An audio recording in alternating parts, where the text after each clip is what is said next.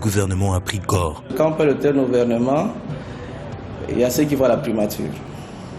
C'est-à-dire que là où le Premier ministre travaille. Mais ici, nous utilisons le terme immeuble de gouvernement. Derrière ces chefs-d'œuvre, un corps de génie congolais, une affirmation du Made in Congo en gestation. Expertise congolaise, expertise chinoise. Le rôle au fait de l'expertise congolaise pour ce qui concerne les bureaux, à ce stade ici, c'est la mission de suivi et contrôle. Kim Mukwang, invité de ITW.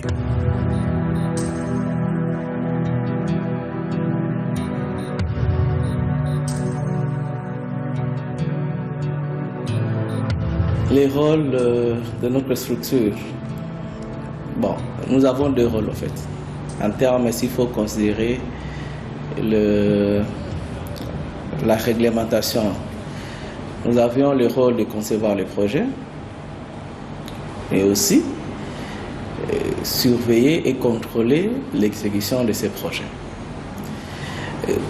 Partant de la conception des projets, donc comme ce n'est pas un marché qui a été donné gré à gré, nous sommes passés par des concours. Après les concours que nous avons gagné les marchés et on nous a permis bien sûr de développer le projet qui a été l'objet de notre conception. Et là nous sommes pratiquement à la deuxième phase du projet qui s'attelle à surveiller et contrôler l'exécution du projet si l'entreprise qui exécute est en train bel et bien de respecter les règles telles que nous avons édictées dans les prescriptions techniques de l'ouvrage. L'hôtel de gouvernement, d'abord, c'est un concept, parce que quand on parle d'hôtel de gouvernement, il y a ceux qui voient la primature, c'est-à-dire que là où le Premier ministre travaille. Mais ici, nous utilisons le terme immeuble de gouvernement, parce que cet immeuble va abriter 8 ministères. Mais l'affectation, c'est le gouvernement seul qui sait comment ils vont affecter les 8 ministères. Donc si nous avons une perception en termes de termes, concept, tout ça, nous pouvons dire que c'est un bâtiment qui va abriter 8 ministères. L'état, en fait, nous pouvons dire le niveau d'exécution physique des travaux actuellement, cela est évalué à 90%. Mais il y a sur les 10% qui restent, c'est tout, pratiquement tous les matériaux sont sur place. Mais l'ensemble est évalué à 90%, le taux d'avancement physique. Les matériaux de construction, il faut différencier parce qu'en fait, il y a dans la construction ce qu'on appelle les gros œuvres et ce qu'on appelle les secondes œuvres. Brièvement, je peux dire que pour les grosses œuvres, nous avons utilisé la structure en béton. La structure en béton qui consiste à construire les squelettes, bien la structure, bien l'ossature du bâtiment, avec l'acier et les ciments et les graviers. Et donc, c'est ce qui a été fait. Donc, pour les grosses œuvres, nous avons utilisé le béton, les matériaux pour répondre avec plus de précision, c'est l'acier, c'est les ciments, Portland, et puis c'est les graviers. Voilà. Maintenant, pour les secondes œuvres, il y a plusieurs matériaux qui entrent, n'est-ce pas, en compte dans l'exécution du projet. D'abord, les carreaux que nous avons utilisés en termes de finissage, de parachèvement de revêtement sol. Nous avons, sur les étages courants, nous avons utilisé les carreaux porcelaine. Et au niveau du rez-de-chaussée, la mezzanine, on a le marbre. Nous avons choisi par rapport au coût, parce qu'il fallait cadrer en fait, les choix par rapport au coût de projet pour ne pas faire que le projet soit plus honoré. Et à l'extérieur, nous avons aussi deux types de revêtements que nous avons utilisés. Nous avons le revêtement mural en marbre, ce qui prend le rez-de-chaussée et une partie de la galette, en fait, c'est la partie de la mezzanine.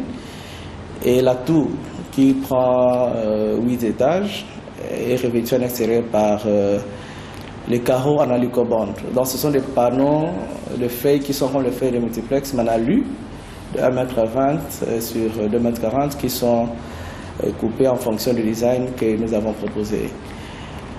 À l'intérieur, comme ce sont des bureaux, nous avons utilisé les cloisons qui sont amovibles en fait. Ce sont des cloisons vitrées. Et l'objectif, c'est que au besoin, on peut modifier tous ces aménagements-là. Mais comme nous avons conçu sur base d'un cabinet type, tel qu'il nous a été donné dans les termes de référence, on a conçu les projets avec des bureaux qui peuvent répondre à un cabinet ministériel, un standard, mais qu'on peut modifier. Donc, en termes de bureaux, souvent dans les bureaux à l'intérieur, il est souhaitable d'utiliser des cloisonnements qui sont amovibles. Dans notre cas précis, nous avons une bonne partie des cloisons en vitre et une infime partie des cloisons en gyproc que nous avons utilisées. Les faux plafonds sont en plaques à laine. Ce sont des dalles, des petites dallettes de 60 sur 60, des plaques acoustiques que nous avons utilisées juste pour éviter qu'il y ait les sons traversent d'un bureau à un autre et tout ça. La garantie sécuritaire, d'abord nous l'avons rassurée, en fait c'est par rapport aux normes d'abord édictées. C'est-à-dire que tous les matériaux qui sont utilisés sont soumis au test. Ce n'est pas que l'entreprise, parce qu'il a gagné les marchés, il va acheter, il vient poser, non. Donc les matériaux qui sont utilisés, l'entreprise soumet d'abord des échantillons des matériaux. Ces échantillons, nous vérifions si ces échantillons répondent aux normes que nous avons édictées dans les projets. Bon, souvent ici, nous utilisons Eurocode, c'est-à-dire que la norme européenne. Comme que c'est une entreprise chinoise qui exécute le projet, nous avons un penchant sur la qualité européenne. C'est comme ça que la norme dictée dans les projets, c'est la norme européenne. C'est-à-dire que toutes les normes liées à la sécurité incendie, à la climatisation, au courant faible, au courant fort, tout cela, même les faux plafonds que nous utilisons, nous avons répondre aux normes européennes. Déjà, il faut considérer que les normes, en termes de normes, il y a des normes édictées pour les bâtiments qui doivent recevoir le public. Donc, toutes ces normes-là sont respectées dans ces bâtiments. Et il faut ajouter sur le plan sécuritaire, comme c'est un bâtiment public, mais aussi un hôtel de gouvernement, comme un bâtiment de gouvernement, comme on a dit, l'access control de ces bâtiments est aussi rassuré. C'est-à-dire que, hormis le fait qu'on a utilisé la norme qui est requise pour les bâtiments recevant le public, mais aussi il y a un accent un peu plus particulier sur les contrôles d'accès. Expertise congolaise, expertise chinoise. La collaboration, c'est que, comme je dis, c'est comme dans un film, comme un rôle théâtral, chacun joue son rôle. L'entreprise, quand on parle d'expertise chinoise, c'est l'entreprise. L'entreprise a le rôle d'exécuter ce qu'on a conçu, ce qu'on a, le projet, respecter toutes les normes telles que ça a été repris dans les cahiers des charges. Ils sont appelés à exécuter conformément aux normes, conformément aux règles là. Et notre rôle à ce stade ici, parce que comme j'ai dit, le rôle au fait de l'expertise congolaise pour ce qui concerne les bureaux, à ce stade ici, c'est la mission de suivi et contrôle.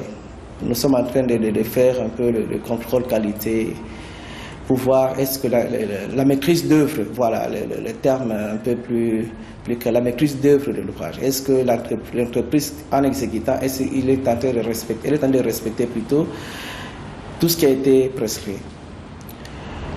Bon, l'entrepreneur peut avoir des divergences, comme ils ont aussi la garantie, n'est-ce pas? Avant qu'il commence les travaux, il dépose une garantie, il a la garantie des scénarios de l'ouvrage. Quand il lit le projet, il peut avoir des suggestions, des propositions à donner Mais nous essayons de voir si ces propositions que l'entreprise donne répondent aux normes et puis si ça améliore davantage le projet. Ce ne sont pas des propositions qui vont détruire ou bien qui vont amener encore... Non, ce sont des propositions que nous pouvons accepter si ce sont des propositions qui améliorent davantage le projet. Mais les rôles, en fait, la collaboration est celle-là. C'est-à-dire que l'entreprise exécute et nous avons l'obligation de contrôler. Comprenez qu'entre l'exécutant et le contrôleur, peut-être que le climat ne peut pas être au point, mais sur le plan technique, on arrive toujours à se mettre d'accord.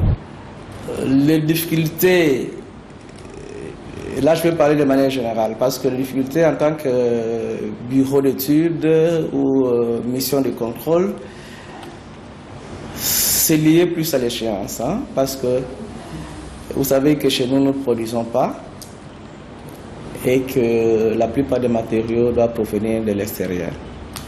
C'est la plus grande difficulté, mais l'entreprise en réalité est appelée à organiser la mission pour qu'elle puisse atteindre plutôt les objectifs définis dans les contrats. Mais particulièrement, hormis le problème que tout doit être importé, c'est aussi un problème de dédouanement. On a connu ça au niveau depuis le mois de septembre, à 2 ou 3 fois, où le matériau arrive, ça doit faire 1 mois au port, ça doit faire 2 semaines au port. C'est quand même, par rapport, s'il faut rallier ça au délai d'exécution, pendant que nous sommes en train d'attendre certains matériaux, qu'on doit attendre que les ports soient désengorgés, c'est quand même contraignant. Il y a certaines conditions critiques qu'il fallait considérer, bien sûr, dans l'avancement des travaux. Mais les difficultés que nous pouvons relever ici, ce sont les deux là. C'est plus les matériaux, la plupart des matériaux de finition sont importés. Être fier du travail réalisé, j'ai dit oui. Oui, parce que ce projet, initialement, c'était un concours international.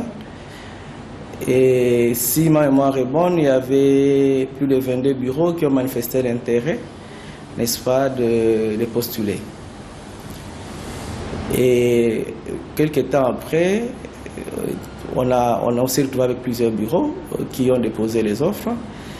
C'est-à-dire qu'on est passé à plusieurs étapes. Aujourd'hui, ici, on doit considérer le fait que nous sommes pratiquement à quelques jours de la fin des travaux. Je peux que être satisfait. Pourquoi? Parce que depuis plusieurs décennies, on peut dire 20 ans après, je ne sais pas si ma mémoire est bonne, il n'y a pas de nouveaux bâtiments que le gouvernement construit. Hein, et que le gouvernement puisse faire confiance à notre organisation. Nous pouvons être fiers. Fier aussi parce que l'architecte congolais doit être fier. Parce que si c'était l'architecte étranger ou bien expatrié, on devait se déranger. Nous avons étudié à l'IBTP Gombe à l'époque, l'IBTP Architecture, actuellement on appelle ça ISAU. C'est une fierté parce que c'est le produit de cette formation-là qui a produit ce travail ici. Mais fier aussi parce que je pense que ceux qui regardent cet ouvrage sont satisfaits. Donc les Congolais, nous sommes satisfaits. Satisfaits parce que c'est un bâtiment qui va réduire certaines dépenses qui étaient faites, n'est-ce pas? Au lieu qu'on puisse avoir 8 ministères qui vont continuer à louer, il y aura 8 ministères qui seront logés. Fier aussi parce que les résultats en termes de la qualité de l'ouvrage qu'on a produit est excellent. L'évolution, les réunions, comment ça évolue jusqu'à ces jours.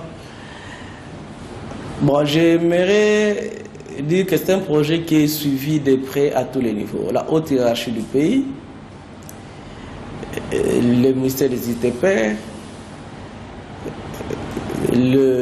l'agence locale d'exécution, le BSECO. Et donc, il y a plusieurs structures en fait, de l'État qui suivent ce projet de près. Donc, nous avions organisé pour l'efficacité, on a 2 réunions par semaine, 2 réunions hebdomadaires. Donc, il y a une réunion technique où les techniciens de l'entreprise, du bureau se mettent d'accord pour certaines choses qui doivent toiletter. Et cela se fait chaque lundi. Et utilisons les termes réunion élargie que nous utilisons, que nous tenons plutôt chaque vendredi à partir de 14h, là pour voir un peu l'administration du projet, le management du projet, comment ça avance, s'il y a des contraintes, des difficultés liées à la logistique, au financement, voir l'état d'avancement physique par rapport au planning et tout ça. Donc voilà, on a 2 réunions, on avait organisé 2 réunions dans ce sens, mais il y a aussi des réunions extraordinaires qui sont organisées ponctuellement par rapport à certaines conditionnalités. Voilà. La première pierre a été posée le 22, la pose de la première pierre. La première pierre a été posée, je pense, le 2 août 2013 par le chef de l'État. Et puis, nous avons commencé les travaux le 22 août 2013 pour un délai normal initial de 20 mois. Et cela a été recadré par la volonté politique, mais au moins à ce stade ici, nous sommes pratiquement à 20 mois et demi, donc 20 mois et quelques jours. Bon, l'échéance, on peut dire que dans 22 jours, normalement, on doit terminer. Les dispositions sont prises de part et d'autre. L'entreprise, nous-mêmes qui sommes en train d'exécuter les projets, de suivre les projets de près, pour que ces délais soient respectés. La petite difficulté, ce sont des cas de force majeure. Hein. Par exemple, comme il ne reste que les travaux extérieurs, nous sommes pratiquement à la saison, en fait, les dernières pluies vont commencer à tomber. Et si cela ne nous dérange pas, je pense qu'au 31 mai, on peut terminer les bâtiments. Il peut peut-être rester les petits travaux extérieurs, des retouches, des essais qu'il faut faire parce que c'est un bâtiment important. Donc on ne va pas livrer les bâtiments sans essai. Il y a plusieurs tests qu'il faut faire avant de livrer l'ouvrage. Je pense que ce n'est pas un secret, le ministre des ITPR en a parlé. En termes de francs congolais, c'est 29 milliards de francs congolais hors taxes. Et bon, écoutez, ça c'est le coût initial, mais le projet tel qu'il est conçu, il peut y avoir des travaux additionnels qui sont recommandés. Et ça, on peut avoir des coûts additionnels, mais le coût initial c'est ce coût-là. Si la superficie a été suffisante, moi je vais parler en termes de corps de logis, c'est-à-dire que quand nous implantons le bâtiment, on a respecté quand même le taux d'occupation du sol. Hein? Nous avons respecté le taux d'occupation du sol, c'est-à-dire que quand vous construisez, en termes de normes, il y a un taux d'occupation du sol qu'il faut respecter par rapport à l'ensemble du site. D'abord, ça a été respecté, mais en termes de superficie, parce que le taux d'occupation du sol avoisine 40%, je pense, par rapport au site. Et deuxièmement, les superficies à chaque niveau, cela répond en termes de référence, parce que nous avons répondu en termes de référence par rapport au niveau de chaque cabinet militaire, les standards qu'il faut avoir. Donc, bien sûr, il peut y avoir des réajustements. Un cabinet peut avoir autant de ministères, mais les standards au moins a été respecté par rapport au thème de référence qui nous a été donné. Nous sommes pratiquement en train d'atterrir. Et ce qui était rêve hier et aujourd'hui c'est une réalité. Et pour nous, en tant qu'architectes, nous sommes satisfaits. Nous ne pouvons que remercier toutes les autorités, la haute hiérarchie du pays, commençant par son excellence, monsieur le chef de l'État, le Premier ministre et les agences locales d'exécution, notamment BESECO, et puis tous les amis, les ingénieurs qui ont participé à l'exécution de ces projets. C'est pas la fin, c'est pas la fin. Nous comptons vraiment que, in fine, qu'on puisse avoir un résultat qui satisfait tout le monde, surtout ceux qui nous ont fait confiance. Qu'est-ce qui a changé par rapport à nous, par rapport à l'environnement? Et par rapport à nous, je pense que la collaboration avec beaucoup d'experts, beaucoup d'experts dans ces domaines de construction, parce qu'en fait, quand on voit les bâtiments, on a l'impression qu'il n'y a que l'architecte ou bien que l'ingénieur. Donc il y a beaucoup de gens qui sont intervenus pour que nous puissions arriver à ce résultat. Donc cette collaboration, cette ouverture d'esprit, c'est quand même quelque chose que je n'ai pas fait dans beaucoup de projets. Et aussi un ouvrage aussi important. Je pense que depuis que, comme je l'ai dit tantôt, hein, c'est après plusieurs décennies, même sur la place royale, le gouvernement, en fait, les Congolais peuvent constater qu'il y a quelque chose qui est monté, qui n'existait pas. Il y avait un terrain nu ici, mais aujourd'hui, sur le plan environnemental, il y a un bâtiment qui a poussé. Et ce bâtiment qui a poussé, c'est l'immeuble du gouvernement. Ça change quelque chose. Et pour nous, les Congolais, nous pensons qu'en tant que contribuables congolais, il y a quelque chose qui est épargné aussi. Ça va épargner certaines dépenses. S'il y avait 2 ou 3 ministères qui étaient locataires, donc il y aura 8 ministères qui seront propriétaires. C'est un changement. Et comme sur le plan scientifique, on a matérialisé beaucoup de choses qu'on a appris en échangeant avec beaucoup d'experts dans ces domaines qui interviennent dans les bâtiments.